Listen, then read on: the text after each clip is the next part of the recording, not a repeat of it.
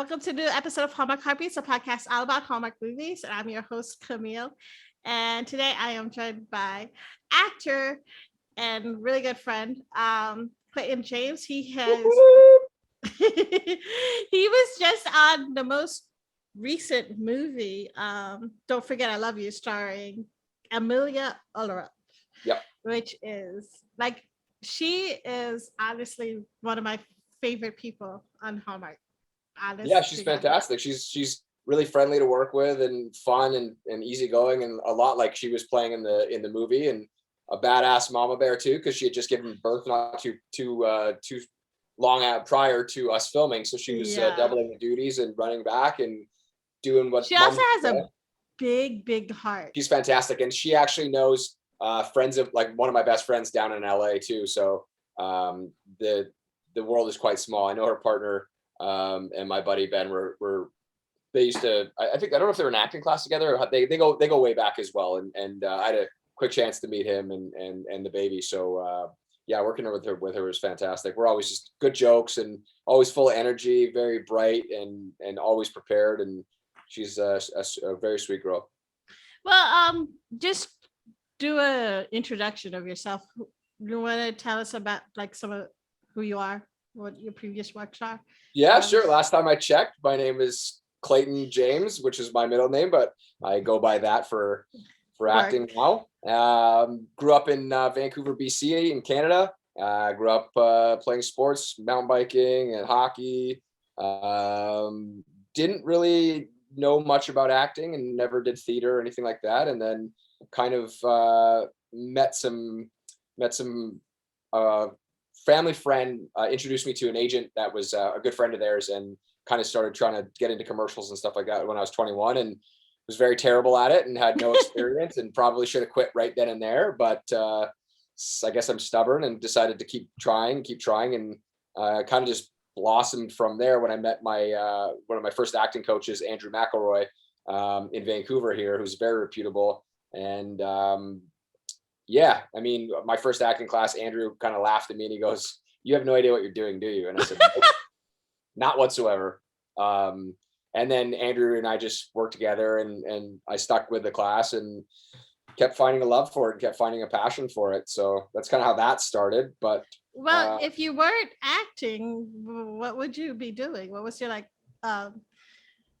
pathway before you met your family friend who introduced you to that? To be honest with you, I don't really know. I didn't really have a set career path in mind. I mean, at the time, mountain biking wasn't as, it wasn't as popular as it is now, and there wasn't necessarily the same ability to make a career out of it. That being said, I have friends that did, who were my age, and I rode mountain bikes with for a long time. Hockey I loved it, but I knew for a fact that I wasn't going to be able to go to the NHL, just based on the fact that it takes so much tenacity, financial, money. And my mom's a single mom. She was doing the best she could and gave me a great life, but we didn't really have a lot of money to be able to do that. And I was a hockey goalie, so that's even that much harder.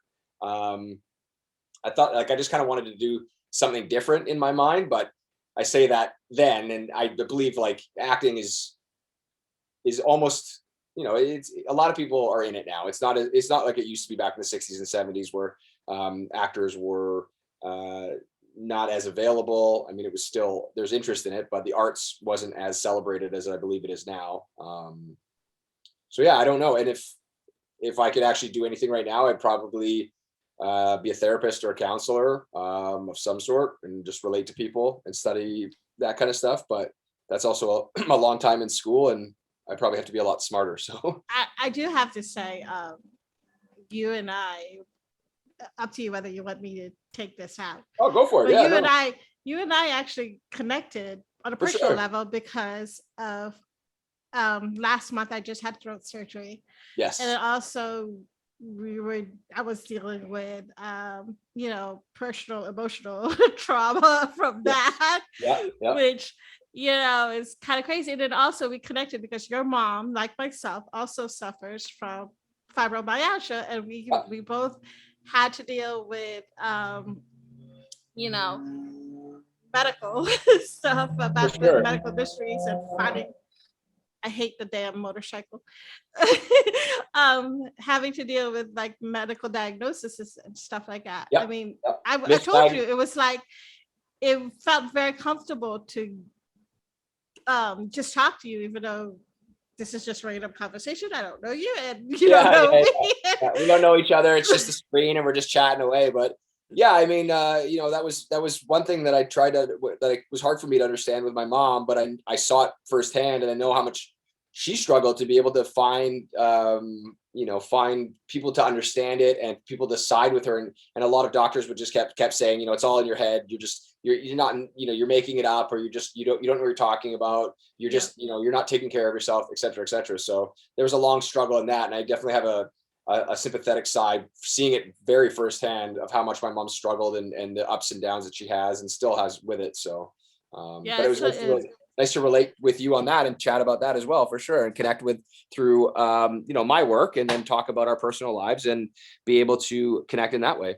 Yeah, I mean, it's like one of those things that it's weird that, but no, I mean, you with therapy work would actually like fit, because you seem like you have a pretty good, for me, I feel like therapy, you have to have a good heart and a good ear, but also have to guard yourself from pain too. Yeah, because you are gonna deal with pain, someone's pain, but also, and I try and do as much self work as I can, and in no way do I feel like I'm at the point that I would like to be. I struggle with anxieties. I struggle with body dysmorphia. I'm very hard on myself. So it's just sort of that journey of growing every day, and just trying to reassure yourself that you're enough, and that no matter what is kind of thrown your way, that there will always be better days. There will always be a bright side to the downsides. And I know it's sometimes for a lot of people, and even myself, it's hard to see that, but I've had a lot of loss in my life close to our family. A lot of people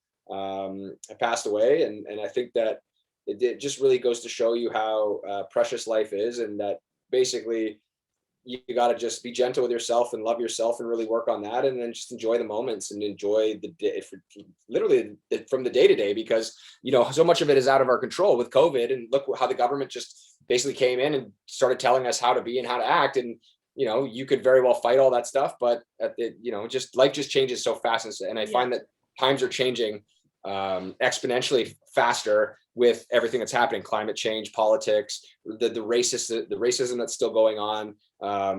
It's always been around, but I feel like there's a light shed on it, but now it's giving these other people a voice to continue it. And it's disgusting in that sense. So yeah, I was telling someone, I was like, to me, my thought process is this: I am glad that they're showing themselves, because the racists show themselves, because then you know who to avoid.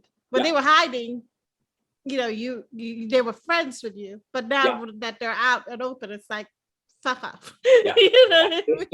They're still cowards, but like they're showing their faces more nowadays, which is quite interesting. And the fact that it's 2022 and diversity and everything is so apparent, and it's such a beautiful thing, that these people are still living under a rock and not willing to grow based on their insecurities. Anytime somebody's going to be acting like that, it's because they're hiding from their own demons and their own stuff. And that's not an excuse, but with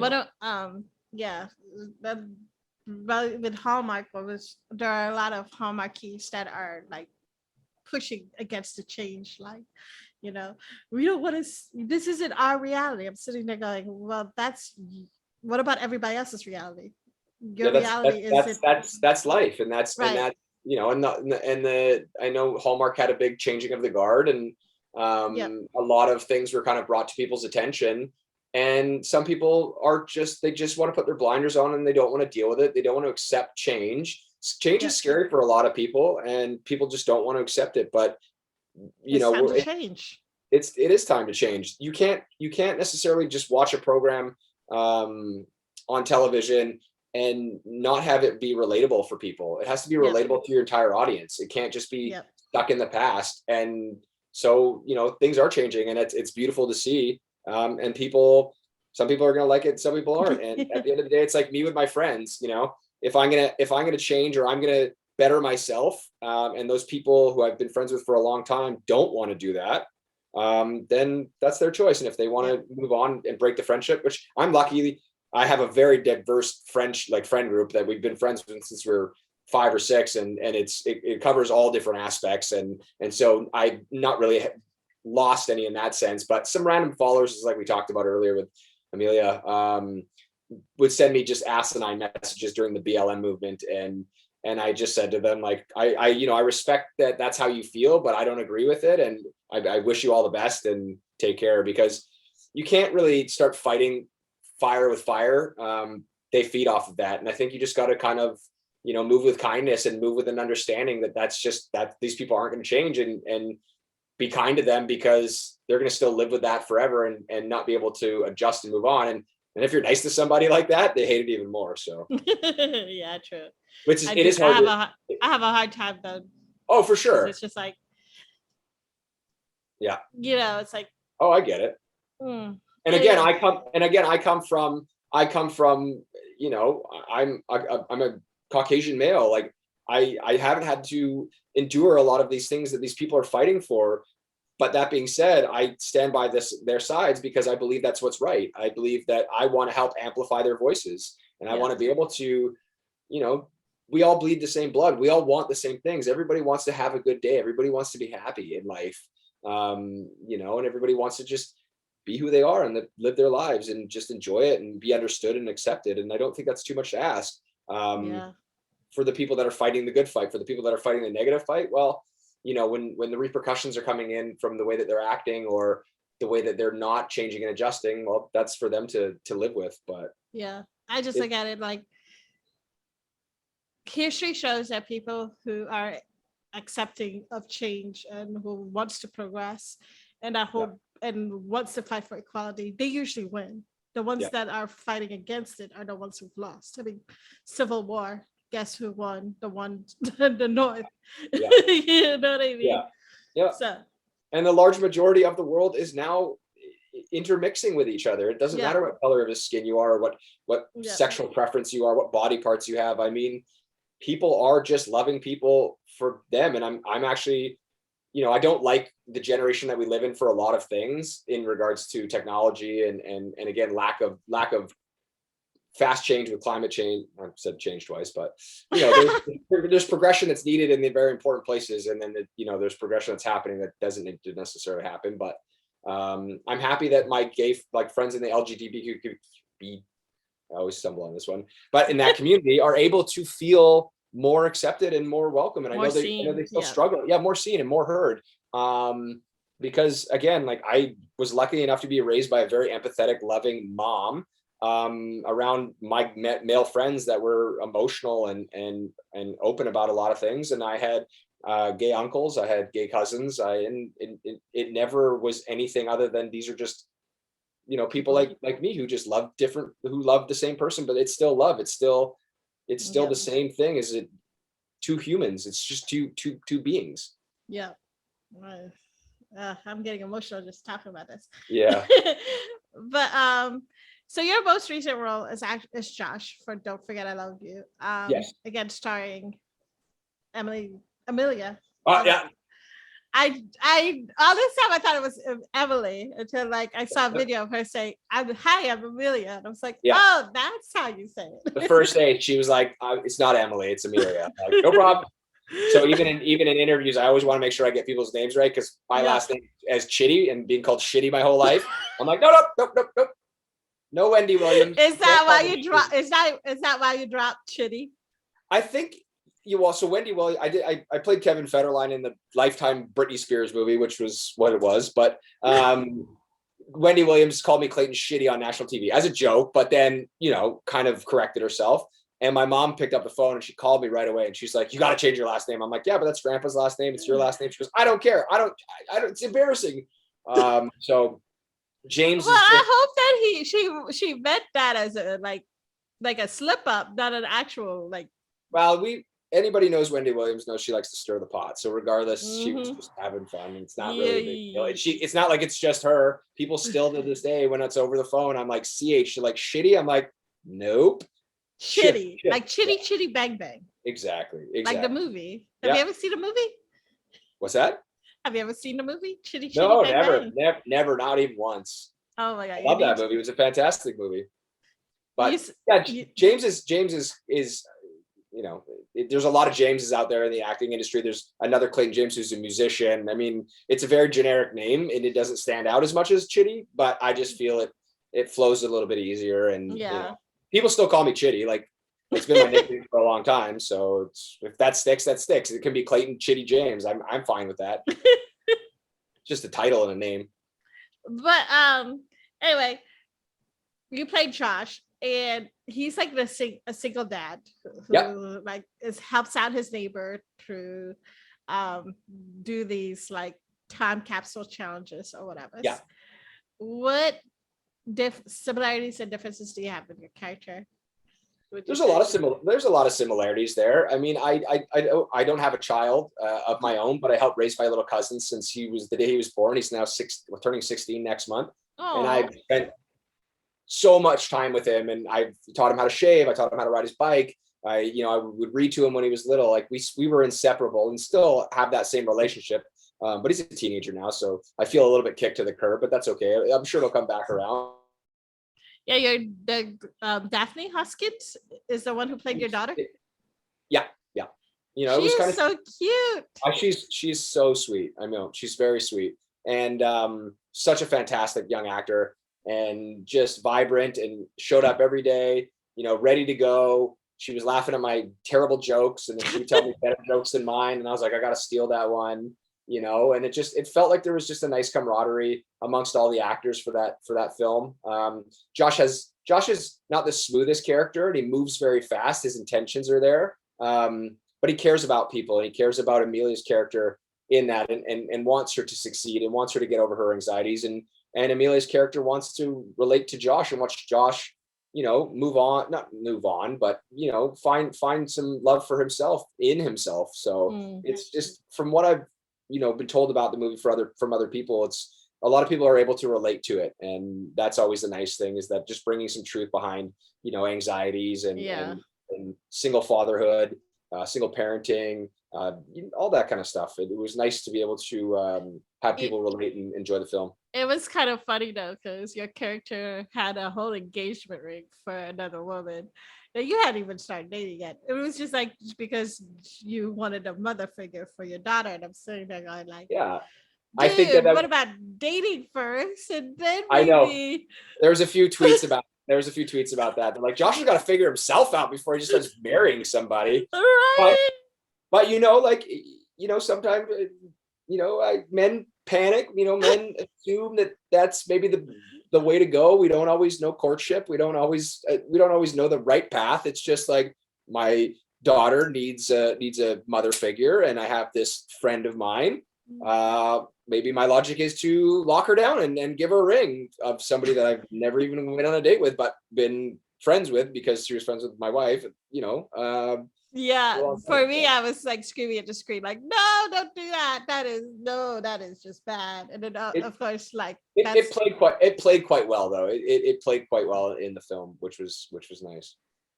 I just rewatched it yesterday, and it was so funny because I don't know if you've seen Emilia's other movie, Winter Castle, with Kevin McGarry, but I was thinking that the relationship between Taylor, Josh, his daughter, and the other woman were all very similar to that movie.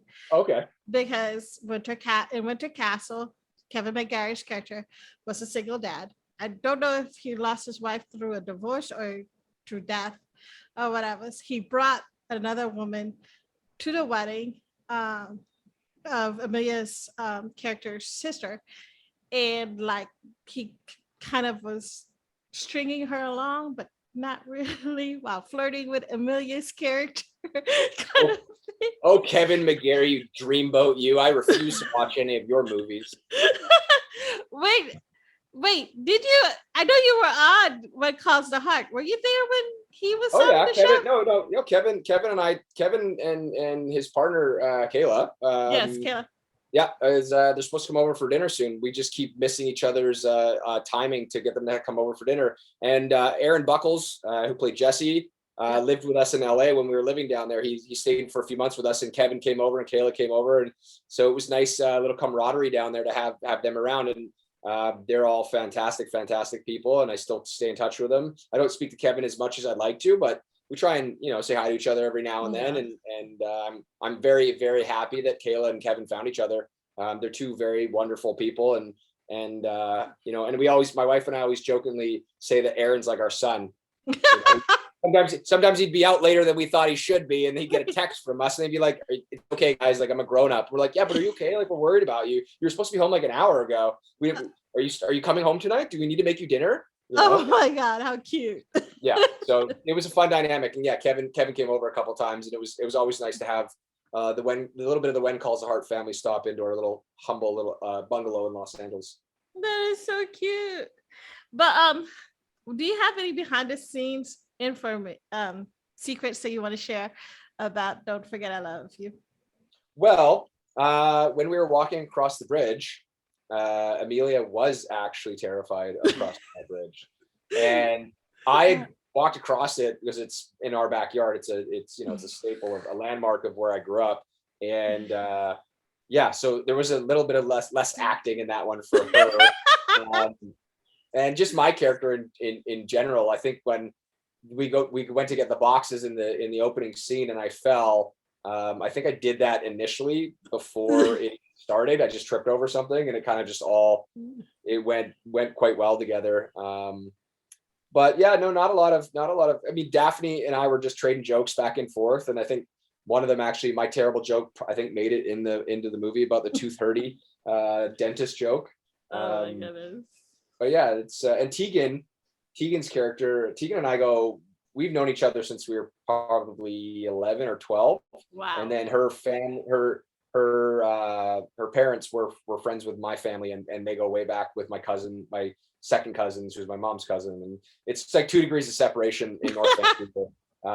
But it's always, and then Christy hired me for Her Infidelity, the director, in a project of hers a long time ago, and gave me my first lead in a movie. And so I'm always very thankful that Christy gave me that opportunity and then hired me again.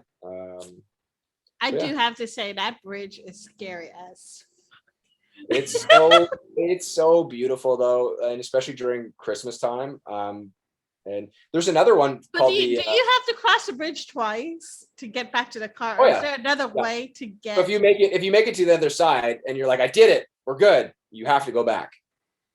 It's basically just a U-turn. You're gonna, as soon as you get on the other side. I think if you really freaked out, I think you could hop a fence or like break out, but you're not supposed to. So it's basically, you go there and you walk through the tree houses and all like the different levels that they have up there in the rope tree houses. And then, you have to go back across the scary suspension bridge. So did you and Amelia, did you and Amelia walk both twice or just stop halfway and then run back? Well, yeah, and then we also had to like keep doing it because the ADR was really tough for that. And don't know what ADR is capturing sound in a natural environment, and then the drone shot and all that kind of stuff. And it was raining, and Christy was trying to get a hold of us, and we couldn't hear her. And it was a bit of a kerfuffle, but the shot turned out to be beautiful.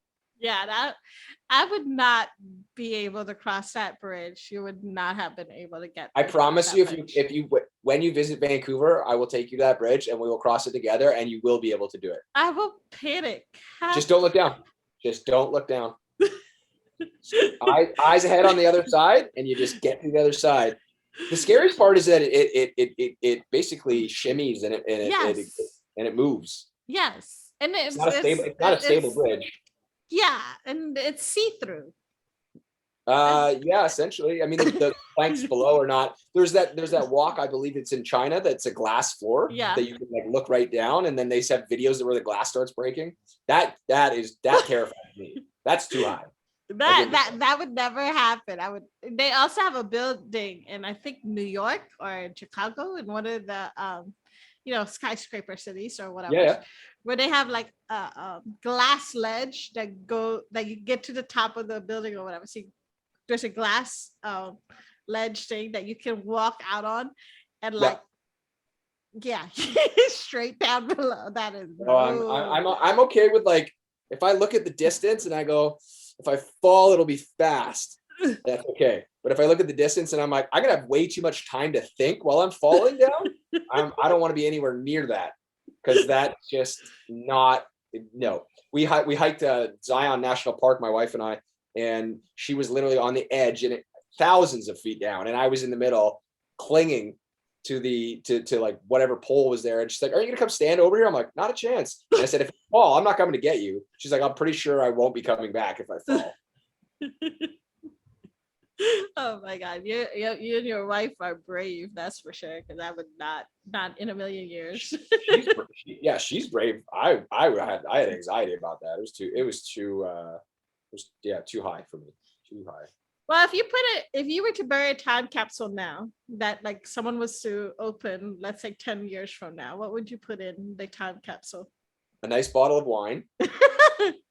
Everybody needs a nice glass of wine. Would it survive 10 years in a capsule? Oh yeah, I think so. I mean, It they have has to wine be, would it cellars. be weather like No, if you're controlled or burying it, I whatever? mean, they got wine cellars. I don't know, probably a note to somebody, whoever would find it. I hope that they put another time capsule to kind of continue that process and that journey. Yeah, I mean, like, I don't know. It'd be like an instructions of some sort. The concept for this film was very interesting, and I love how it all played out, because it was just a beautiful moment that the mom had left these instructions for her daughter in hopes that it would help her overcome some of the stuff that she was never able to at the time. So yeah, I don't know, maybe like a good book. Depends. If 10-year time capsule, it's like with technology, it's like 10 years. I don't know how much is going to change in 10 years, but like a 50-year time capsule, then a lot could change by then. I would hope that. What would you put in? What would I put? One item. What would you put in? Oh God. Yeah. It. See. Okay. Exactly. The question is tougher. I would put a newspaper in first of There you all go. to see what happened, what's happening now. Yeah, they'd Which open is how it. COVID.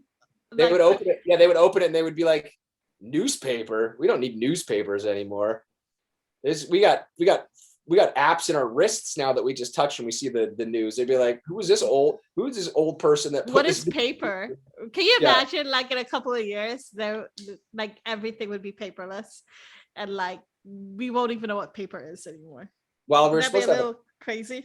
we were supposed to have a paperless office. That was the sort of the future of technology, but that didn't happen. It just, I think paper still exists and people still keep track of paper. I like having paper sides for my scripts. I like having a physical thing. I can't read off an iPad. It's just, yeah, I like having books. I like paper books. Yeah, for sure. Like I don't read. Too.